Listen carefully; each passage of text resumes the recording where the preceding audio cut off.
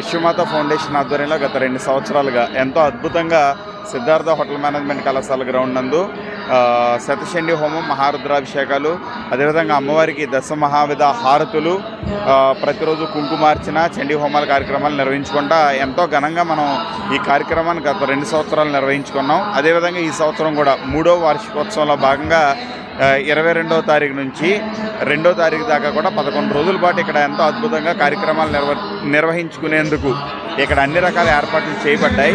ఈ కార్యక్రమాల్లో భాగంగా ఉదయం ప్రతిరోజు కూడా గోపూజ, గురుపూజ, సంకల్పం, అనంతరం చండీ హోమం, శాంతి కళ్యాణాలు నిర్వహిస్తూ ఉంటారు.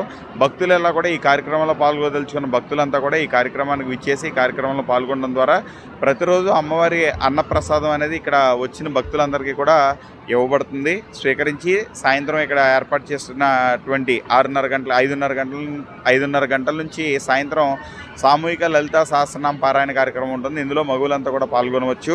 అదేవిధంగా సాయంత్రం అమ్మవారికి 6:30 గంటలకి ఎంతో అద్భుతంగా దశవిధ హారతులు అనే కార్యక్రమం ఇక్కడ అమ్మవారికి నిర్వర్తించడం జరుగుతుంది. కాబట్టి 50 మంది ప్రజానికం, అమ్మవారి భక్తులంతా కూడా ఈ కార్యక్రమంలో పాల్గొని ఈ కార్యక్రమాన్ని జయప్రదం చేయాల్సిందిగా కమిటీ వారి తరఫున కోరుకుంటున్నాం.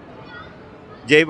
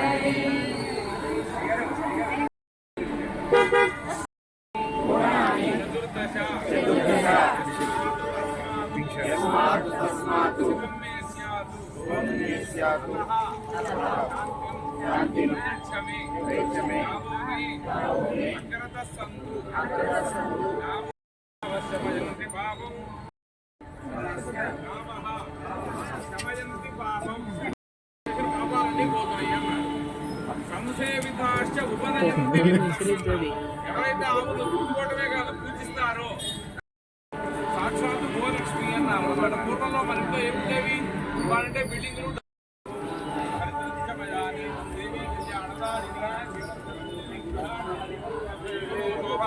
సర్వదా మంగళం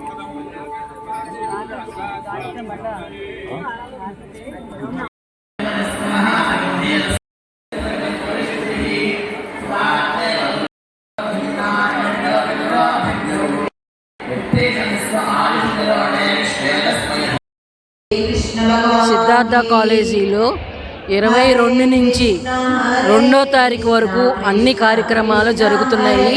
అమ్మవారి దశావతారం, నవావతారాలు జరుగుతున్నాయి, చక్కగా జరుగుతున్నాయి. ఇక్కడ అందరూ కుంకుమ పూజలు ప్రతిరోజు వచ్చి కుంకుమ పూజలు చేసుకోవచ్చు. చక్కగా రంగరంగ వైభవంగా జరుగుతుంది. మా కళ్యాణం చేస్తారు 2వ తారీఖు. చక్కగా కళ్యాణము అన్నీ చూసుకోవచ్చు. మీరు విఘ్నేశ్వర పూజ కూడా చేస్తారు. అన్నీ జరుగుతున్నాయి.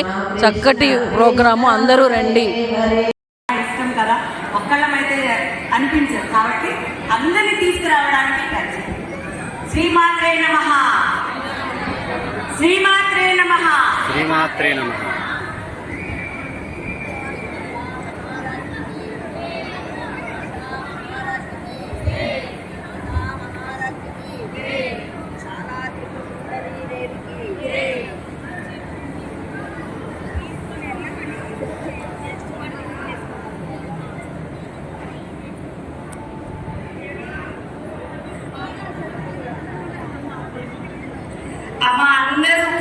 పూజ చేసుకొని ఒక్క 5 నిమిషాలు నేను స్టార్ట్ చేపిస్తాను నేను కుంకుమ పూజ.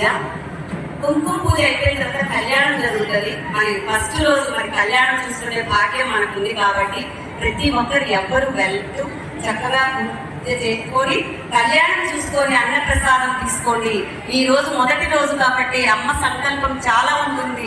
అందరూ ఎక్కడికి వెళ్ళద్దు, చక్కగా ఇక్కడే ఉండండి. పల్లకి కూడా జరుగుతుంది, ఆ పల్లకి చూసి మనం కూడా ఆనందిద్దాము. మరి ఎవరైనా వచ్చిన వాళ్ళందరూ అన్నప్రసాదం తీసుకోండి, ఎవ్వరూ వెళ్ళద్దు. శ్రీమాత్రే నమః.